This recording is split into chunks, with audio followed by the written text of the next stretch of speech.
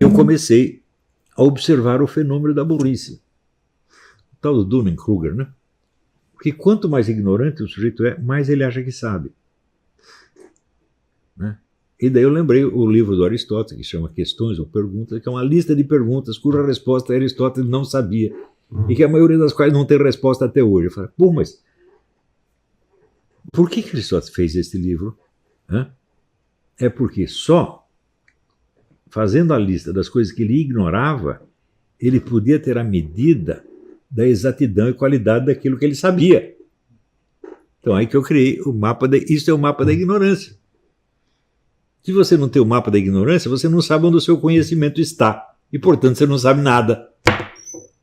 Está entendendo? Então, esse negócio da ignorância não é questão de afetação de modéstia. Ah, só sei que nada sei.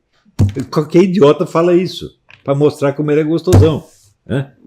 Eu digo, não, o mapa da ignorância não é para você mostrar modéstia. Ele não tem nada a ver com modéstia nem com vaidade. Nada. Ele é um negócio técnico, porra. Né? Para ajudar você. Não é para você parecer mais gostosão, para você se humilhar. Não, é para ajudar nos seus estudos. Então, isto foi o objetivo meu. Eu sou eminentemente um educador, meu Deus do céu. Agora, daí aparece um monte de picaretinha que quer se candidatar a deputado, senador, vereador, etc, etc, ou quer ser ministro de Estado. Cita o Olavo de Carvalho, cria lá um negócio que eles chamam de olavismo e eu passo a ser o responsável por isso. Quer dizer, o que há? Isso é um país de louco, só tem louco mesmo no Brasil. Diz que o Aldous Huxley se divertia lendo a Enciclopédia Britânica. Eu também faço isso de vez em quando. Mas eu não leio a Britânica, eu leio a Enciclopédia Universalis, a francesa, que eu gosto mais, é pelo menos a menorzinha. Né? Então, daí eu comecei a pensar o seguinte: não é possível você organizar o conhecimento humano de uma maneira enciclopédica.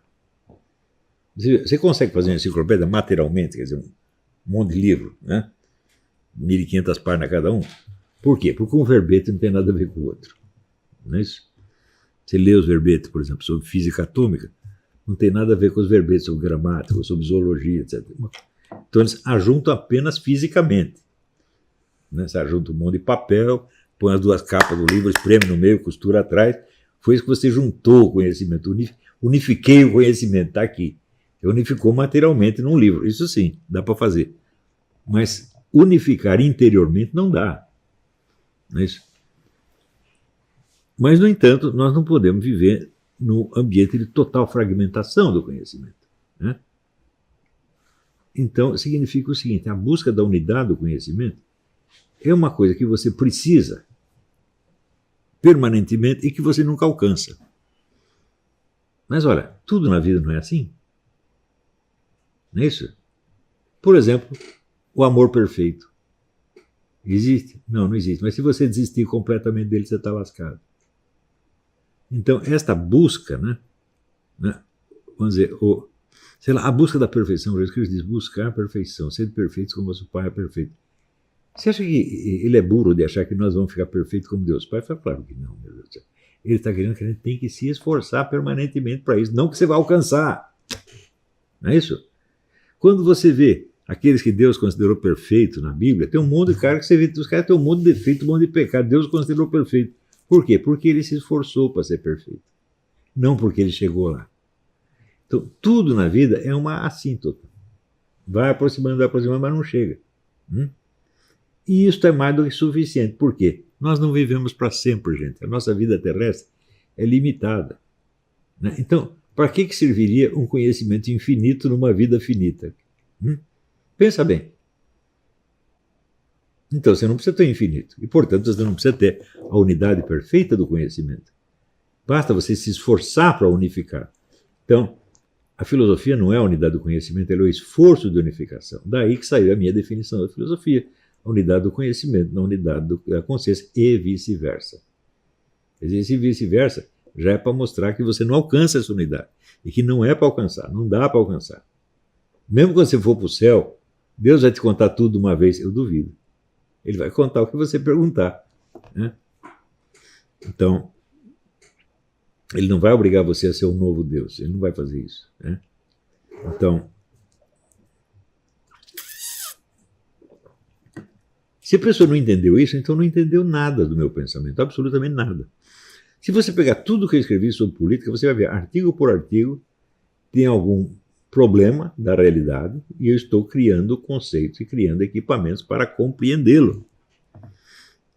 Agora, eu fiz isso numa época em que os partidos ditos de esquerda estavam exercendo a hegemonia, dominavam tudo, não deixavam mais ninguém falar, não deixavam nem nas escolas, podia falar, nem na universidade se podia falar nada. Então eles tinham o poder total. E com esse poder total, eles conseguiram, assim, roubar trilhões de reais para dar para outros vagabundos igual a ele. Conseguiram elevar o nível de homicídios a 70 mil por ano. Conseguiram tornar os nossos alunos os piores do mundo, tá certo? Conseguiram superlotar as universidades de analfabetos funcionais, né? E conseguiram criar uma situação na qual mais de 90% dos homicídios não são solucionados nunca. Foi isso que eles conseguiram fazer. Então é claro que tem que tirar esses caras do caminho. Não tem que discutir. O que nós vamos botar no lugar? Privatização, liberalismo, conservador. Não me interessa, bicho. Você tem que ser anticomunista em primeiro lugar, por quê? Olha o que os comunistas fizeram. Então, ser anticomunista é a primeira obrigação de todo mundo. Pouco importa se você é cristão, judeu, protestante, muçulmano, tem que ser anticomunista, porque se você não é anticomunista, você não é gente. Veja, os comunistas são capazes de atos de crueldade, mas que nem um nazista imagina, porra. Veja, muitos dos crimes que nós pensamos que são dos nazistas foram os comunistas que inventaram. Por exemplo, os famosos campos de concentração. Os comunistas que inventaram. Os alemães mandaram um cara lá, ele copiou o modelo, porra.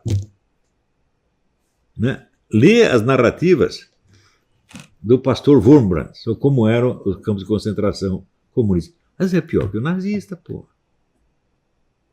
Né? Agora, o nazista é o seguinte, ele pegou como vítima principal os judeus, que é assim, um povinho desse tamanho. Parece que tem 18, 20 milhões de judeus no mundo. Então é um negócio de uma covardia extraordinária, claro. Mas os comunistas não, eles nesse ponto foram mais generosos, eles pegaram todo mundo. Né? Então o que os nazistas faziam com os judeus, eles faziam com todo mundo. Então dá menos na vista, né? Então, é claro que tinha que ser anticomunista. O cara não pode estudar tudo que eu estudei para depois ser comunista ou ser neutro, ou ser isentão. Não dá para fazer isso, gente, porque o negócio era gritante demais. Demais. Você está entendendo? Olha, graças aos comunistas nós elegemos um presidente, um estuprador de cabrita. Você quer um país que dá uma cuspida na cara dele mesmo? Nós aceitamos o estuprador de cabrita como presidente. Pronto, o país acabou nessa hora.